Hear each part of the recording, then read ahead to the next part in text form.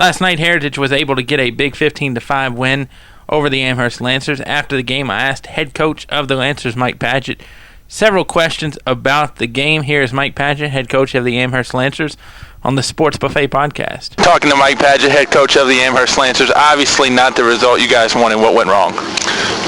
Well, we kind of reverted back to earlier in the season when we were struggling. We didn't make plays defensively and struck out one too many times. Those things always catch up with you. I know you guys had some big wins in the district coming into this game. Did you feel that you were in a right frame of mind coming into today? Oh, it's no doubt. You're talking about going ahead and battling with the top team in the district, and things fell apart for us there at the end. We were definitely ready to play. How much did it hurt, obviously, that pitching kind of just went kaput on you for a while where you guys really couldn't find the plate?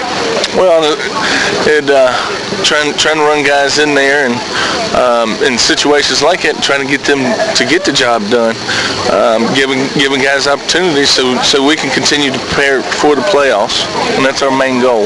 It might sound weird to say this, but what good comes out of this for you guys tonight? For my kids, they know that they played with them for 5 or 6 innings. And it was a team beginning of the year that scored 17 runs on us. At the same time, they've beaten us 7-3, and now the game tonight, knowing that we can play with them and do those things tells us that we can be successful in the playoffs. Final question, what's the overall message to the team going into the next game and trying to get this bad taste out of your mouth ASAP? Oh, we're going to get better. That's the bottom line. We have a non-district game on Monday.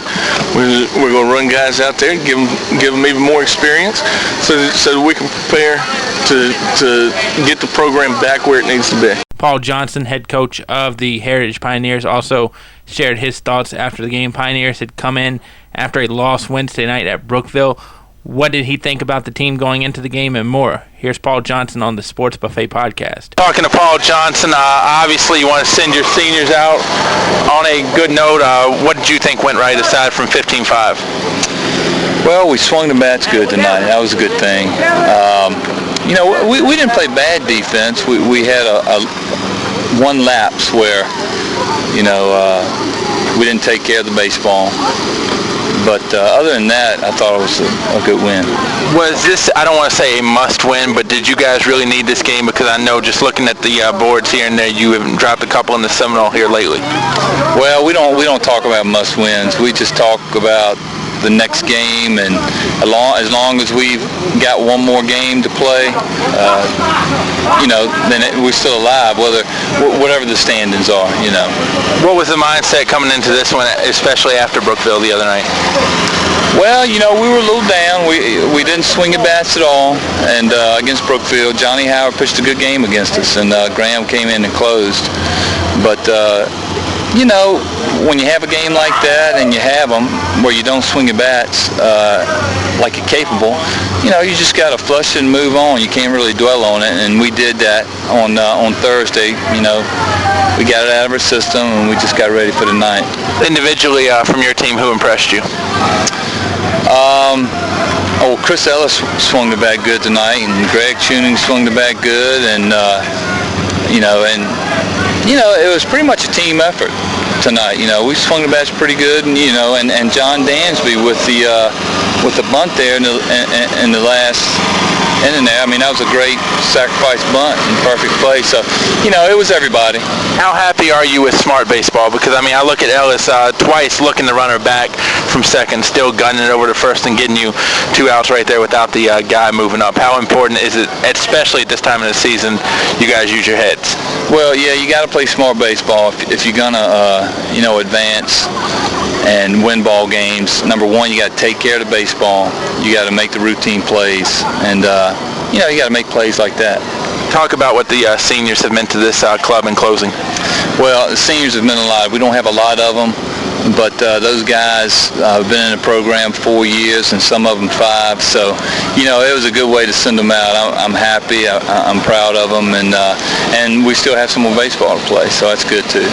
Finally, I caught up with a senior and a junior, Jon Dansby of the Heritage Pioneers, as well as Chris Ellis. Both had good games. I talked to Dansby and Ellis not only about their performance, but who impressed them on the team. Here's Jon Dansby and Chris Ellis on the Sports Buffet podcast. Talking to Chris Ellis and Jon Dansby, 15-5 against an Amherst team that had been hot. Chris, what do you think the key was to the victory tonight? Focus and staying loose and not so tight. Just playing loose and letting baseball and having fun. That's all. How important was it, John, to get this win, especially after a bad taste of Wednesday night? It's great, senior night for me, and having my last regular season game at home. After playing a pretty terrible game Wednesday against Brookville, and beating Amherst, also a good powerhouse in the Seminole, it's just the best feeling in the world right now. Do you feel that you guys needed a confidence builder, Chris? Because just so you know, when you look at the scoreboard, Heritage had dropped a couple here lately. Was this a really must or need to win tonight? Yeah, because now the momentum shifts our way, and we'll be back on top and looking ready for Wednesday at Rustburg for the district. Another thing I look at tonight, John, is heady play, especially by this guy over here looking runners back on second twice and still gunning it over to first. How important is it that the whole team plays smart, especially at this time of the season?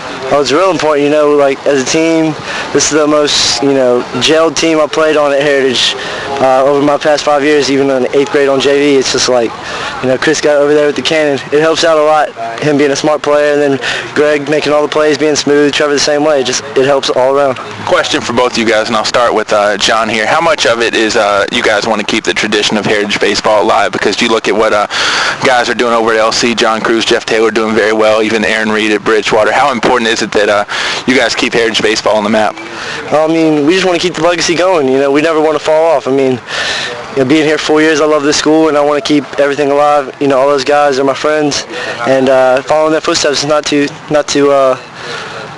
too easy to follow, but it's fun to follow. Same question, Chris. It's just fun being part of a Heritage program. We like following their footsteps, trying to keep this legacy going, and just having fun. Final question for both you guys. A lot of people had good nights tonight. Who impressed you? And you can't say the person standing next to you, John. Tonight, Jarrett impressed me. He hit the ball solid basically every time. He popped up once, but he came through big, and even fighting through injury. He was real hyped for this game tonight, and it showed. Same thing, Chris. You can't say Jon Dansby though. I say Greg Schuner because he was right on the ball, hitting balls up the middle. His senior night last game out, he had a big one. Guys, appreciate it, and best of luck the rest of the way. Thank you. Thank you. Amherst will host Allegheny in a non-district affair on Monday. Heritage closes out their Seminole District regular season Wednesday night at Rustburg.